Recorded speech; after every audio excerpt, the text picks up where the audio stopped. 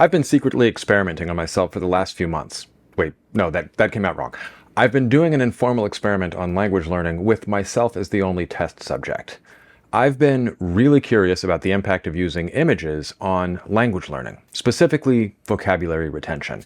And not only do I have some surprising results, but I have a very special hack to accelerate language learning that I haven't seen anybody discuss, including in the academic literature. I'll share that at the end. It's kind of genius, so stick around for that. Seriously, it's brilliant. Anyway, I first came across the idea of systematically using images to boost language learning in Gabriel Winer's book, Fluent Forever, before doing my PhD. I made a whole video about it, I'll link at the end, but I only recently started using images in my own study, and the results genuinely surprised me. They definitely help. So today I'm going to talk about what the science says rather than my personal anecdotes, because after all, the plural of anecdote is not data, and how to actually operationalize using images in a quick and easy way. If you're new to the channel, I'm Dr. Taylor Jones. I've got a PhD in linguistics from the University of Pennsylvania, and on the channel I discuss everything related to language, linguistics, language learning, and culture. If you're into those topics, be sure to subscribe and ring the bell for notifications. This is Language Jones.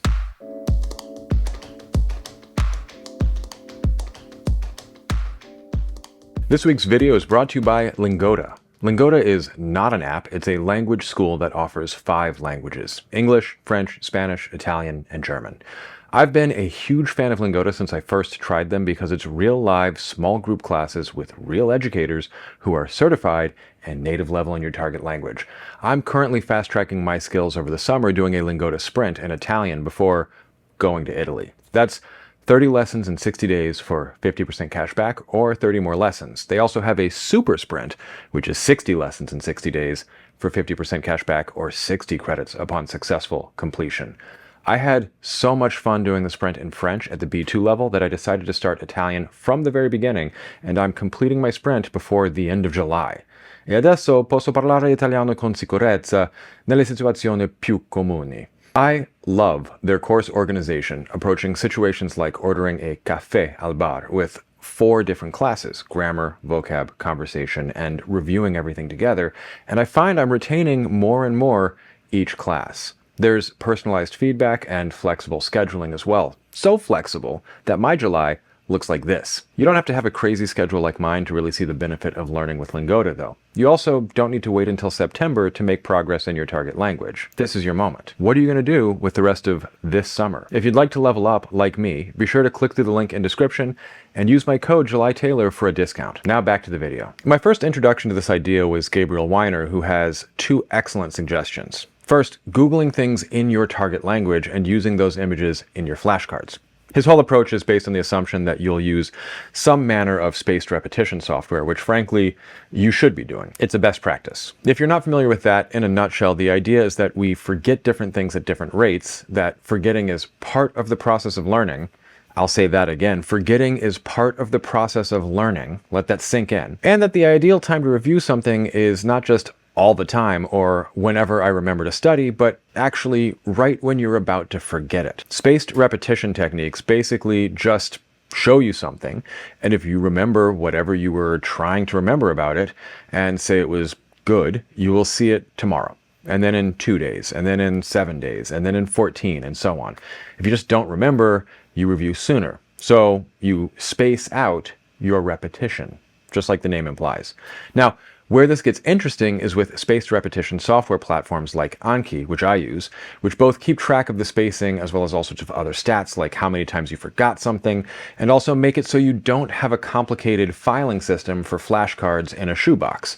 You can have a shoebox of secret knowledge, but it's ill-advised. The best part of the software side of doing things is that you can add images from the internet, audio, and all sorts of other formatting fun if you're into that kind of thing. So Winer recommends using image searches in your target language, which can be surprising. A variation of the example he gives is that we're taught that девушка means girl in Russian, but this is what comes up when you Google that. Different connotation. He also suggests using vivid image mnemonics for grammar concepts, like things being on fire for feminine nouns or whatever. Now, I test drove this approach with an Anki deck for the Duolingo Hebrew course vocabulary, and found that it was surprisingly helpful. And like I said at the top, I actually came up with a way of boosting its effectiveness that I'll share too. But I got curious. Why is this helpful? Why can I remember a rocket launch's shigur better when I add a picture of a rocket launch? Is this actually helpful for most people? The answer to the last question, it turns out, is definitely, unequivocally yes. Study after study demonstrates enhanced recall compared to relying on L1 translations or texts alone. They can improve comprehension in learning, although this really depends on the image, and in a classroom setting can be more engaging for students than just words. What seems to be happening to make images work better than language learning without images is a combination of factors. First, you're actually just more engaged. Second, that engagement is across modalities, visual, auditory, written, and not, and it helps build more mental connections. There's a theory called dual coding theory that posits that memories are stronger when there's multiple senses involved. This is the whole idea behind Proust having a Madeleine and then remembering the events that would become the longest novel ever written. Some argue that image creation is even more helpful, but in my opinion, that takes up too much time, and unless you're a really good artist, you get diminishing returns pretty quickly. So basically, a lot of it boils down to what the learning scientists call encoding. You're giving more attention, spending a bit more time, and doing a lot more active encoding across domains than just trying to match a word to a definition. This in turn means that there's more to consolidate during the consolidation phase, usually something like sleep. And then when you go to recall, there are more hooks for your memory. How this works in practice is just that you grab a somewhat relevant image and drop it into your Anki card for the word that you're trying to learn.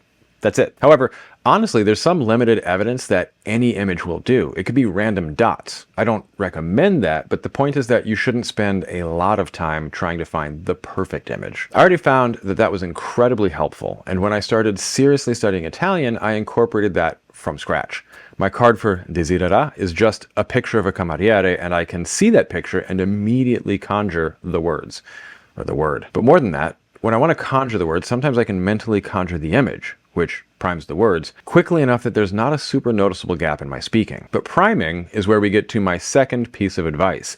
And this is one that I haven't seen anybody use. I didn't see it in the academic literature, but I did a very cursory survey. I've started using a dual image approach where I'll grab a reasonably related image from the internet for the semantic meaning of the word.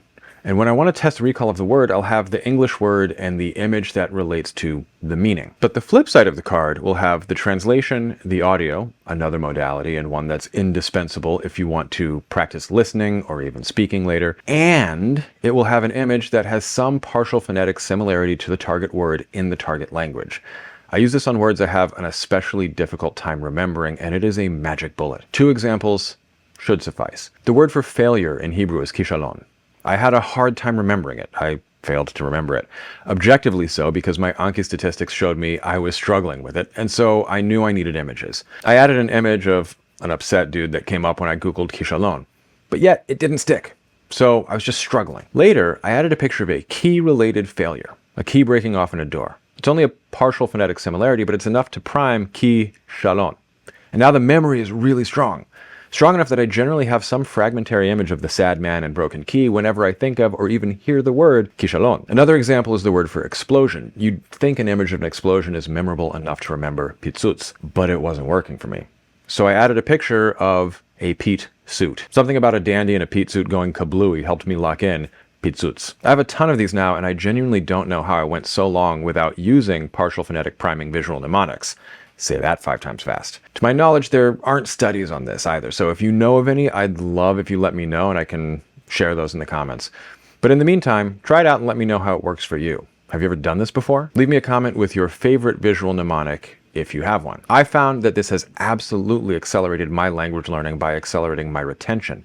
Sometimes it puts words and concepts in interesting juxtaposition and conversation with one another, like how knight, a beer in Hebrew, now has me thinking of a Templar knight in Jerusalem drinking a beer through his visor after a long day of crusading. And that brings me to the last part. I occasionally generate images using meta AI or similar. I couldn't remember the word for pillow in Hebrew, which is karit, until I generated an image of a car eating a pillow. Now, this is a last resort. It's time consuming and, depending on what service you use, more than a little wasteful. So it's best to use sparingly, if at all.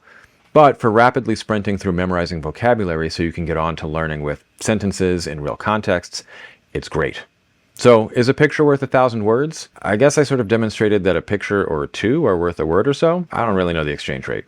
But you should 1000% be using pictures in your language learning if you want to accelerate it. And at the end of the Hebrew vocabulary learning process that I just speed ran, I definitely learned 1,000 words in a week using pictures. There is absolutely, undoubtedly, no way whatsoever that I could have done that without using images in this way. I tried on a lot of them. It didn't work. So give it a shot. Let me know how it works for you. Bonus points if you leave a comment with a word and translation you'd want a picture in mnemonic for, and we can all come up with suggestions in the comments. If you like what I'm doing with the channel, you can support it on YouTube with super thanks or over on Patreon at patreon.com/languagejones. Please leave me a comment. They are great for the algorithm. And subscribe if you haven't already and you're into this kind of thing. Until next time, happy learning.